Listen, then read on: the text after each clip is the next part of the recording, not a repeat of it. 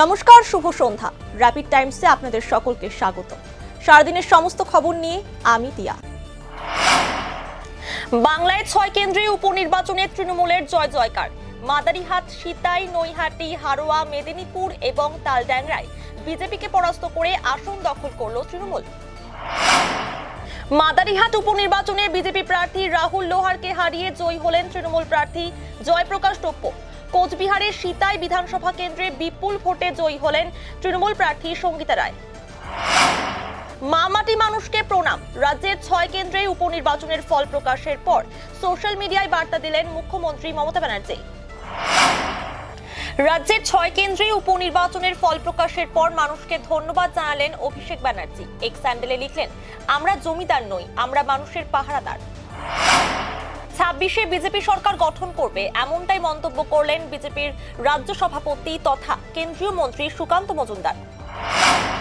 উপনির্বাচনে 6 আসনেই জয় তৃণমূল কংগ্রেসের। ফুলবাড়ি বটতলা মোড়ে বিজয় উল্লাস করল তৃণমূল কর্মী সমর্থকরা। শিলিগুড়ির আশিঘর ফাঁড়ি অন্তর্গত এলাকায় 4 বছরের শিশু কন্যাকে ধর্ষণের অভিযোগ উঠল 14 বছরের এক নাবালকের বিরুদ্ধে। ঘটনায় গ্রেফতার অভিযুক্ত নাবালক। সামশিয়া হাই মাদ্রাসা স্কুলে সরকারি কর্মসূচির মাধ্যমে প্রায় 150 জন যৌনকর্মীর ভোটার কার্ডের নাম নথিভুক্ত করা হলো।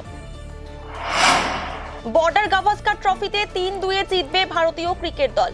বিহারে ক্রিকেট স্টেডিয়ামের উদ্বোধন করতে এসে বাগডোগরা বিমানবন্দরে নেমে এমনটাই বললেন ভারতীয় ক্রিকেট বোর্ডের প্রাক্তন সদস্য হরভজন সিং। বিভিন্ন ফসলের পাশাপাশি গাঁদা ফুলের চাষ করে লাভবান হচ্ছেন ফাঁসিদেওয়া ব্লকের জালাশ নিজামতারা অঞ্চলের টাওয়াচোদ গ্রামের ফুল চাষী বুদ্ধদেব রায়।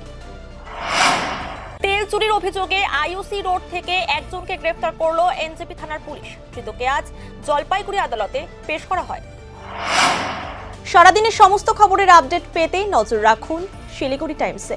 শিলিগুড়ি টাইমসের খবর আপনারা পেয়ে যাবেন শিলিগুড়ি টাইমসের ইউটিউব, এক্স হ্যান্ডেল, থ্রেডস এবং ইনস্টাগ্রাম পেজেও। সঙ্গে থাকুন, দেখতে থাকুন শিলিগুড়ি টাইমস।